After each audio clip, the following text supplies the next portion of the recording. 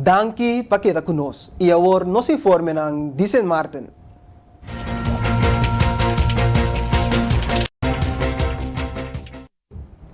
Durante fim de semana, uma gravação de Rolando Bryson, presidente do Parlamento de San Martin, aplama dentro meio de comunicação e meio social.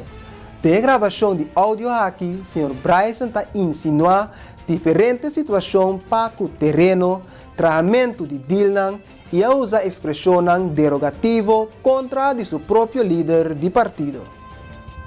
Ta trata di un gravación di audio que me portende Sr. Rolando Bryson ta menosprecia e insulta colega ng miyembro di parlamento. Tambe, con eta papia di miyembro ng di su proprio partido, particolarmente Sra. Grisha Heiliger Martin, kuta kasadi e fundador di United People's Party, UP, Sr. Theo Heiliger. Sra. Heiliger Martin ha indicado que está sumamente desapuntada en remarque de Bryson, no solamente para él como persona, pero como gente mujer. E que su remarque nang tambe ton gran falta de respeto para el fundador de el partido y tur miembro, mirando que Bryson ta líder de partido UP. Sra. Heiliger Martin ha indicado que agora que ta e junta de partido ta e sunco tinco decidi kiko ta vai passa com Bryson.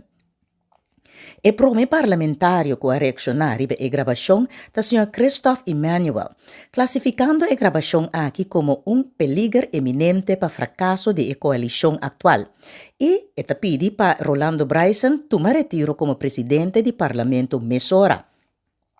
Emmanuel que sa kiko tay assunto de tratamento de deal com outro membro da coalição, esta National Alliance, tem assunto de permitimento de terreno e erfpag.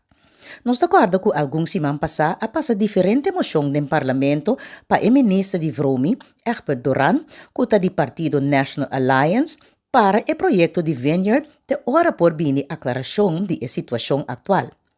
Da maneira cartel ting enter o governo atual que está atende cos ng maneira ng tahaya ta bom, Emmanuel ta sige bisa. Também o Sr. Emmanuel ta concluí que sempre ela advertir para Bryson sua comportação público e com o líder meste actua com integridade e responsabilidade ora nang haya e direito de representar pueblo.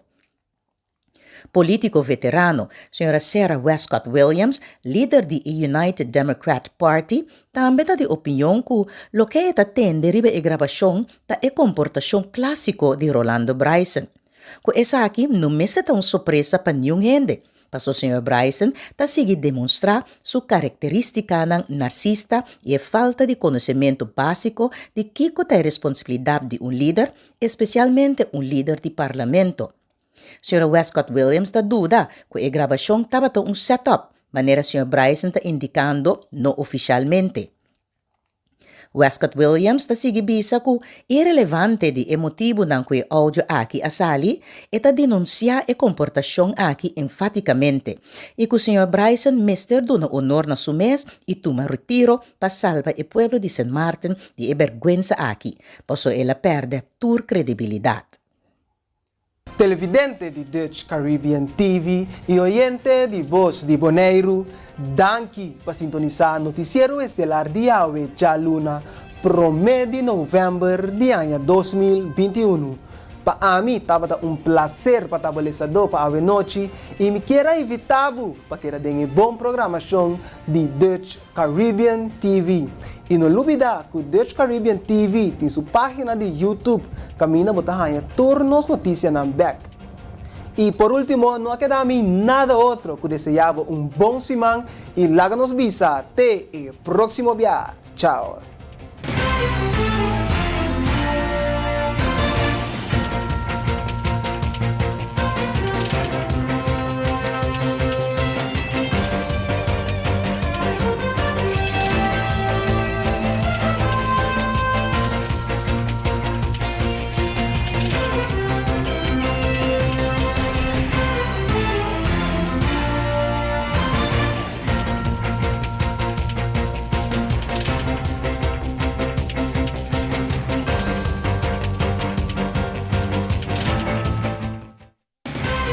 Flow Curaçao apresenta el noticiero estelar de Dutch Caribbean TV.